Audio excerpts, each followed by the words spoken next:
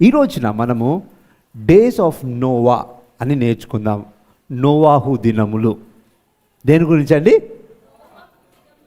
ఎందుకు నోవాహు దినములు? ఎందుకనంటే చివరి దినములను పోల్చుతూ యేసయ్య నోవాహు దినములనే మాట ఉపయోగించి ఉన్నాడు. ఎవరో మాట్లాడలేదు. ఎవరు మాట్లాడరు? ఇది మన ప్రభు అయిన యేసుక్రీస్తు. ప్రైజ్ ది లార్డ్, హల్లెలూయా. ఎందుకు నోవాహు దినములు అన్నారు యేసయ్య? అసలు నోవాహు దినముల ఒక ప్రత్యేకత ఏంటి? ఆ నోవాహు దినముల్లో నోవాహు ఎలా నడుచుకున్నాడు? ఇది మనకు తెలిసిందనుకోండి, మనం కూడా యేసయ్య రాకడకు సిద్ధపాటుతో నోవాహు వలె మనము ఉండగలము. నాతో పాటు వాళ్ళందరూ ఆమెన్ అంటారండి. సో బైబిల్ ఉన్నట్లయితే without any delay let's turn our Bibles to Matthew gospel chapter 24. మత్తయి సువార్త 24వ అధ్యాయంకు వెళ్దాం. మత్తయి సువార్త 24వ అధ్యాయము 37 నుండి 39 చదువుకుందాం. నోవాహు దినములు ఎలాగుండెనో మనుష్య కుమారుని రాకడయును అలాగే ఉండును. చూడండి, ఆగండి. నోవాహు దినములు ఎలా ఉండెనో మనుష్య కుమారుడు రాకడ. వావ్! నోవాహు దినములు ఎలా ఉన్నాయి? ఎగ్జాక్ట్గా మనుష్య కుమారుడు రావడం కూడా ఎలా ఉంటుందంటండి? అలాగే ఉంటుంది. సో నోవాహు దినములు ఎన్ని సంవత్సరాలు ఉన్నాయి? 100 సంవత్సరాలు దాదాపు.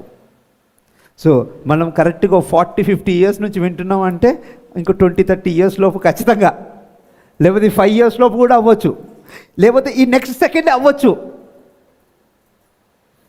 అర్థమవుతుంది అనుకుంటున్నాను. నోవాహు దినములు ఎన్ని ఉన్నాయంట? యాక్చువల్గా దేవుడు నోవాహును పిలుచుకొని నువ్వు ఓడ కట్టు. ఆయన 100 సంవత్సరాలు ఓడ కట్టడానికి, నీతి గురించి ప్రకటించడానికి సమయం తీసుకున్నాడు. అందరి హృదయాలు మార్చడానికి ప్రయత్నించాడు. మారలా? మారలా. ఓకే, ఇప్పుడు చూద్దాం 37 నుండి 39 మళ్ళీ చదువుదాం. నోవాహు దినములు ఎలాగుండెనో మనుష్య కుమారుని రాకడయును అలాగే ఉండును. జల ప్రళయమునకు ముందటి దినములలో నోవాహు ఓడలోనికి వెళ్ళిన దినము వరకు వారు తినుచు త్రాగుచు పెండ్లి చేసుకొనుచు పెండ్లికిచ్చుచు నుండి జలప్రళయము వచ్చి అందరినీ కొట్టుకొని పోవు వరకు ఎరుగకపోయేరి. అలాగుననే మనుష్య కుమారుని రాకడే ఉండును. ఆమేన్. ప్రైజ్ గాడ్, హల్లెలూయా. ఇప్పుడు నోవాహు దినంలో ఏం జరిగాయంట అంటే మనుష్య కుమారుడు వచ్చుట నోవాహు దినముల వలె ఉన్నది. 38వ వచనం చూస్తే వరద రాకముందుకు, ఆ వర్షం రాకమునుపు ఏం జరిగిందట? నోవాహు ఓడలోనికి వెళ్ళిన దినము వరకు, నోవాహు ఓడలోనికి వెళ్ళిన దినము వరకు అందరు ఏం చేస్తున్నారంట? వారు తినుచు తాగుచు పెండ్లి చేసుకొనుచు పెండ్లికిచ్చుచు నుండి జలప్రళయము వచ్చి అందరినీ కొట్టుకొని పోవు వరకు ఎరుగకపోయేరి. వావ్! చూడండి, దేవుడు నోవాహుకు చెప్పాడు, నేను చాలా విసిగిపోయాను ఈ ప్రజలతో. ఎగ్జాక్ట్గా ఎన్ని సంవత్సరాలు తెలియదు.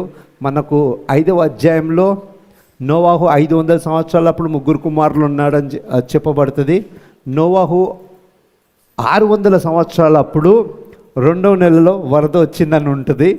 సో ఈ 100 సంవత్సరాల మధ్యలో దేవుడు మాట్లాడడము, నోవాహు ఓడ కట్టడము, నోవాహు ఇలా వరద రానై ఉన్నదాన్ని ప్రకటించడం అంతా జరిగింది. ఓకేనా అండి? ఇప్పుడు డీటెయిల్స్ అన్నీ మనం చూద్దాం. అయితే వరద వచ్చేంత వరకు ఎవ్వరు కూడా నమ్మలేదు నోవాహును. నమ్మరండి? నమ్మలేదు. ఎవ్వరు నమ్మలా. అందరూ అబ్బా భలే చెప్పవండి, వర్షం అంట వస్తుందట, పైనుండి నీళ్ళు వస్తాయట. ఎందుకంటే అంతవరకు వర్షం అనేది లేదు భూలోకం మీద. భూమిలో నుండి స్ప్రింగ్గా, ఒక మాయిశ్చర్గా, ఒక ఫౌంటైన్గా నీళ్ళు వచ్చేవి అంత మునుపు. ఓకేనండి? సో అందరూ నోవాహును ఒక వెర్రివాడిగా చూశారు, వర్షం వస్తుందంట. ఇంకా వాళ్ళందరూ చూస్తుండగానే నోవాహు పెద్ద ఓడ కట్టాడు. అందరూ బాగా మనం ఏమంటాం మన లాంగ్వేజ్లో వెటకారము, ఎగతాళి చేసి ఉండొచ్చు. ఏదో కడుతున్నాడు, నీళ్ళు వస్తాయట,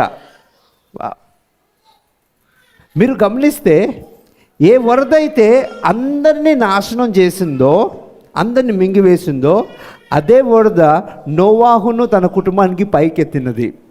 ప్రైజ్ గాడ్, హల్లెలూయా. సో సమస్య ప్రాబ్లం కాదు. మన సిద్ధపాటుతో ఉంటే సమస్యను దేనన్నా అధిగమించగలము. సిద్ధపాటుతో ఉంటే సంఘం ఎత్తబడట్లో మనం కూడా ఒక భాగముగా ఉంటాము. ప్రైజ్ గాడ్, హల్లెలూయా. అర్థం అండి? చూడండి, భూలోకమంతా 7 సంవత్సరాలు విస్తారమైన సమృద్ధి వచ్చింది. కానీ యోసేపు ఒక్కడే ఆలోచనతో సమకూర్చాడు. ఎంత సమకూర్చాడు? లోకమంతా, ఆ చుట్టుపక్కల దేశాలందరూ కూడా సరిపోయే ఆహారంను, ధాన్యమును దాచి ఉంచాడు. ప్రైజ్ గాడ్, హల్లెలూయా. సో లోకమంతా కరువుతో అలమటిస్తుంటే ఆ కరువులోనే యోసేపు వరల్డ్ ఫేమస్ అయ్యాడు. ప్రైజ్ గాడ్, హల్లెలూయా. ఏమయ్యాడండి? అందరు యోసేపు దగ్గరికి వచ్చారు కదండి ఆహారం కొరకు. He was the source for food for those 7 years, ఆ 7 సంవత్సరాలు. ప్రైజ్ గాడ్, హల్లెలూయా. సో మనం అనొచ్చు అందరూ ఇదే స్థితిలో ఉన్నారు, అందరూ అదే స్థితిలో ఉండొచ్చు, కానీ ఆ స్థితిలో మనం ఉండకూడదు. మనము దేవుణ్ణి ఎరిగిన వాళ్ళము. ప్రైజ్ గాడ్, హల్లెలూయా. ఏ స్థితిలో అయితే లోకం అంతా పడిపోతుందో ఆ స్థితిలోనే మనం పైకి వెళ్తున్న వారిగా మనం ఉండాలి. నాతో పాటు ఉన్నారండి? ప్రైజ్ ది లార్డ్, హల్లెలూయా. ఇప్పుడు చూడండి, నోవాహు దినం వరకు ఏం చేస్తున్నారంట? ఓడలోనికి వెళ్ళేంత వరకు అందరూ తినుచు తాగుచు ఆనందిస్తూ సెలబ్రేట్ చేసుకుంటూ, మ్యారేజెస్ మొత్తం సెలబ్రేషన్లోనే ఉంది. మీకు ఒకటి తెలుసా అండి? ఇప్పుడు కూడా ఫుడ్కున్నంత క్రేజ్ వేరే దానికి దేనికి లేదు. మీరు ఒకవేళ యూట్యూబ్ కానీ ఏదైనా రీల్స్ చూడండి, ఫుడ్ బ్లాగర్స్ది చాలా వ్యూస్ ఉంటాయి. అవునండి, విలేజ్ స్టైల్ కుకింగ్, వింటేజ్, రకరకాల పేర్లు, XYZ కిచెన్ అన్నీ. అంటే ఏంటి? People are craving food. తప్పు కాదు, ఫుడ్ తినాలని దేవుడు కూడా చెప్తున్నాడు. Praise God, hallelujah. అంటే నేను చెప్తున్నాను, ద మోర్ అంటే ఎక్కువ ఇంట్రెస్ట్ దేని మీద ఉంది? సెలబ్రేషన్ మీద. ఎక్కువ ఇంట్రెస్ట్ కడుపు మీద. ఒకసారి నేను ఒక వాక్యం వింటున్నాను. ఆ వాక్యంలో పాస్టర్ ఒక మాట చెప్పాడు.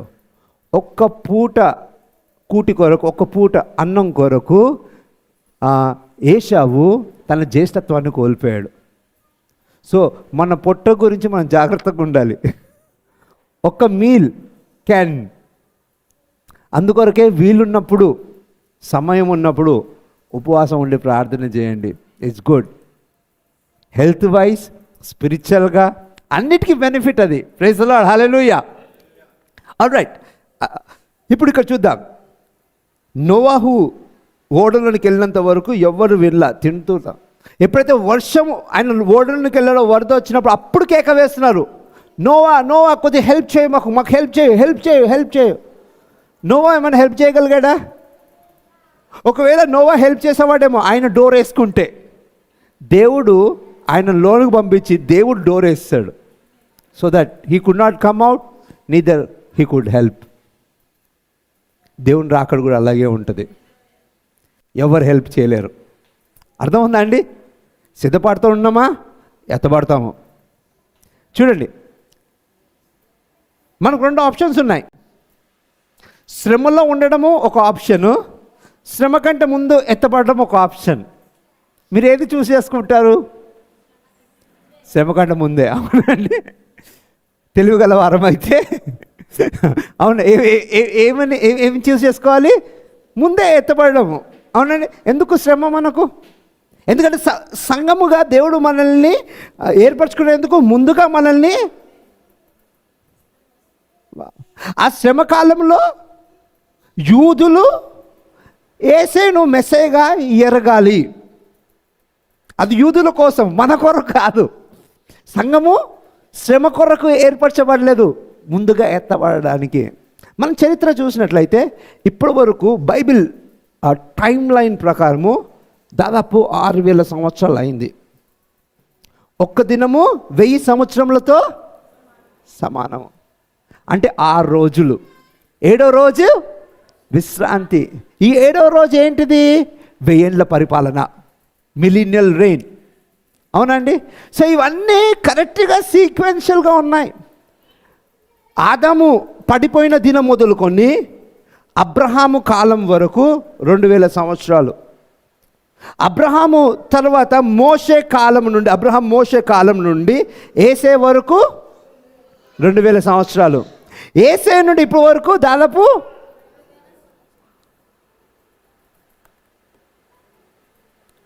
సో ఏ లెక్కల్లో చూసుకున్నా ఏసయ్య రాకడ ఏముందండి? అతి సమీపంలో ఉన్నది. హల్లెలూయా, హల్లెలూయా. అయితే మనము సిద్ధపాటుతో ఉన్నామా అనేది పెద్ద ప్రశ్న. భక్తి పాటిస్తున్నాము, ప్రార్థన చేస్తున్నాము, ఏసైని ఎరిగి ఉన్నాము. అయితే సిద్ధపాటు ఉన్నదా?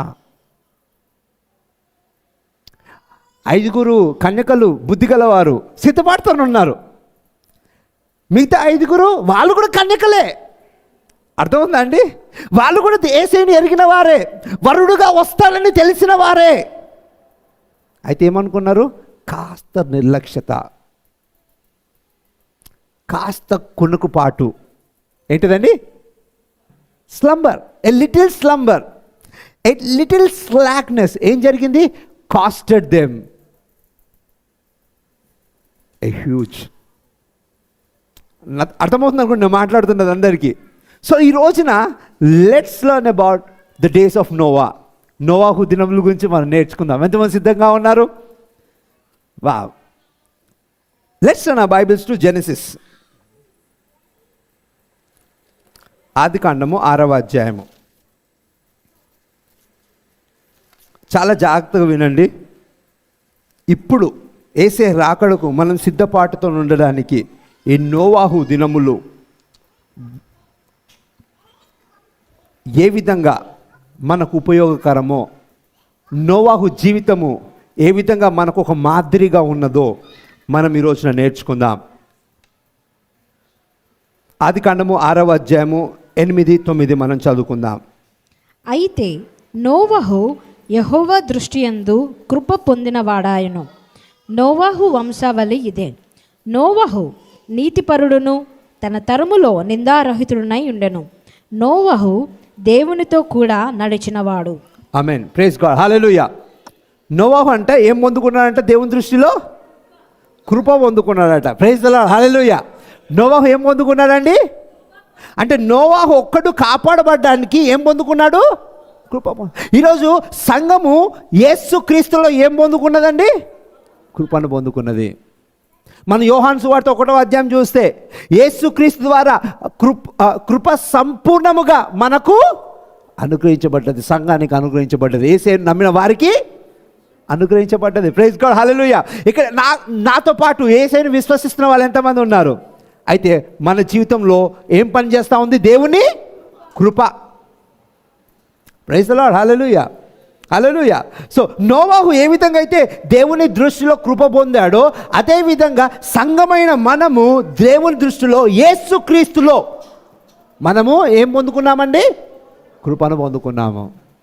Glory to God. Amen, amen. అయితే ఈ స్టోరీ బాగానే ఉంది. తర్వాత చూసినట్లయితే నోవాహు అంట ఆయన తరంలో ఎలా ఉన్నాడు? మొదటిగా నీతిపరుడును. నీతిపరుడు అంట. ఫస్ట్ క్యారెక్టర్ ఏందండి? నోవాహు నీతిపరుడు. రెండవది తన తరములో నిందారహితుడై ఉండెను. తరములో నిందారహితుడు. వా. ఫస్ట్ది ఏంటిదండి? నీతిపరుడు. రెండవది నిందారహితుడు. మూడవది నోవహు దేవునితో కూడా నడిచినవాడు. దేవునితో నడిచినవాడు. 3 విషయాలు ఇక్కడ చెప్పబడ్డాయి నోవాహు గురించి. మొదటిది ఆయన నీతిపరుడు.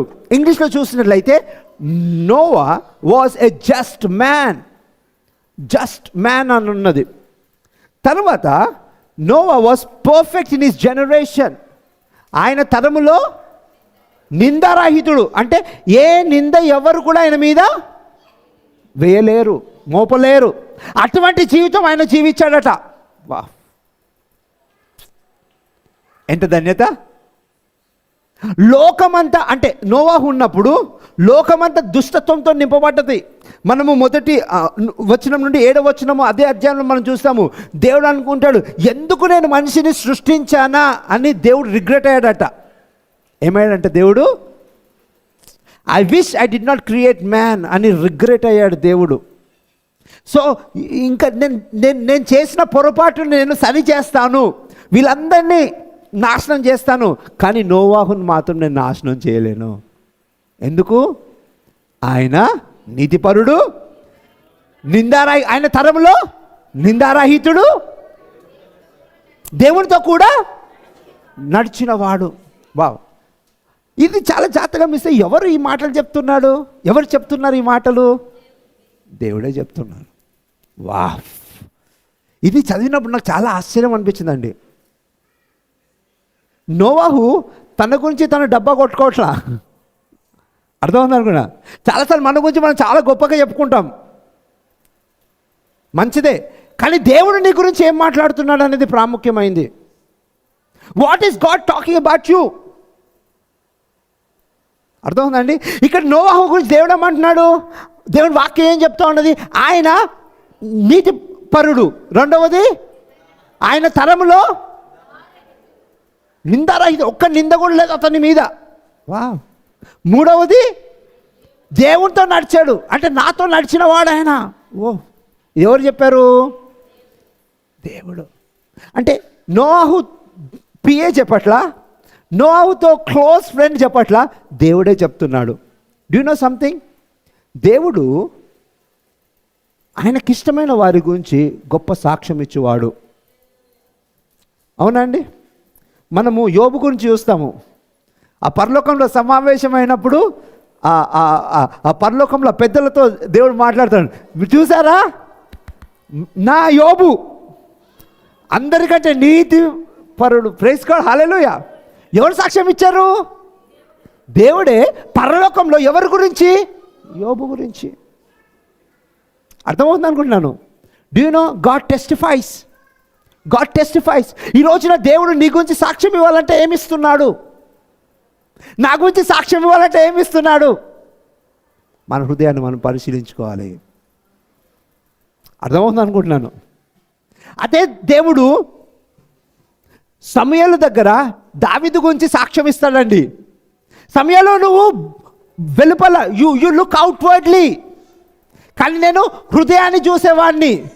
ఇప్పుడు చూడు, దావీదు వస్తాడు, ఆయన నా హృదయానుసారి. దావీదు చెప్పుకోలే, నేను దేవుని హృదయానుసారి, నేను దేవుని హృదయానుసారి చెప్పుకున్నాడా అండి? దేవుడు ఆయన గురించి చెప్పాడు. యోబు చెప్పుకోలే, నేను నీతిపరుడనని, దేవుడు ఆయన గురించి చెప్పాడు. నోవాహు చెప్పుకోలా, నేను ఇది అది అది అని. ఎవరు చెప్పారు? దేవుడు ఆయన గురించి చెప్పాడు. మోషే చూస్తాము. మోషే గురించి అందరూ సనుగుతూ గొనుగుతూ ఉంటే, కోరాహు, మిర్యాము, వీళ్ళందరూ, దేవుడు అంటాడు, ఏమని అంటాడు తెలుసా అండి? నేను ఏర్పరచుకున్న దాసుడు మోషే. అర్థమవుతుందా అండి? అర్థమవుతుందా అండి? గాడ్ టెస్టిఫైస్. అదే చెప్పండి, God టెస్టిఫైస్. So do you know God wants to testify about you today. What is your status? దేవుడు మీ జీవితం గురించి, నా జీవితం గురించి సాక్ష్యం ఇవ్వాలనుకుంటున్నాడు. మన స్టేటస్ ఏంటిది? వాట్సాప్ స్టేటస్ గురించి మాట్లాడట్లా, ఫేస్బుక్, ఇన్స్టాగ్రామ్ స్టోరీస్ గురించి మాట్లాడట్లేదు. ఇప్పుడు దేవుడు నా గురించి సాక్ష్యం ఇవ్వాలంటే ఏమని ఇస్తాడు? Do you know what? మనము దేవుని బుక్స్లో ఆయన మెప్పు పొందిన, ఆయన సాక్ష్యమును కలిగిన వారిగా మనం ఉండాలి. నాతో పాటు ఉన్న వాళ్ళందరూ ఆమెన్ అంటారా అండి? Praise God. అదే వెలుగు ప్రకాశింపబడుట. అవునా అండి? అదే దేవుని మహిమకరంగా ఉండిన జీవితము. ప్రైజ్ గాడ్, హల్లెలూయా. ఆల్రైట్. ఇప్పుడు మన దేవుడు నోవాహు గురించి చెప్తా ఉన్నాడు. ఆయన నీతి పరుడు, తన తరములో నిందారహితుడు. మూడవదండి, దేవునితో నడిచినవాడు. వావ్. ఈ 3 క్వాలిటీస్ ఏం చేశాయి? నోవాను ఓడలోనికి తీసుకెళ్ళాయి. ఈ 3 క్వాలిటీస్ ఎవరిలో అయితే లేవో వాళ్ళందరూ ఎక్కడికి వెళ్ళిపోయారు? వరదలోనికి వెళ్ళిపోయారు. ఈ రోజున మీరు వరదలోనికి వెళ్ళిపోయే వారిగా ఉండాలనుకుంటున్నారా? ఓడలోనికి వెళ్ళేవారుగా ఉండాలనుకుంటున్నారా? ఓడలోనికి వెళ్ళేవారిగా ఉంటే మొదటిది నీతిపరులు, రెండవది తరములో నిందారహితులు, మూడవది ఇది సిద్ధపాటు. ఏంటండి ఇది? ప్రైజ్ గాడ్, హల్లెలూయా.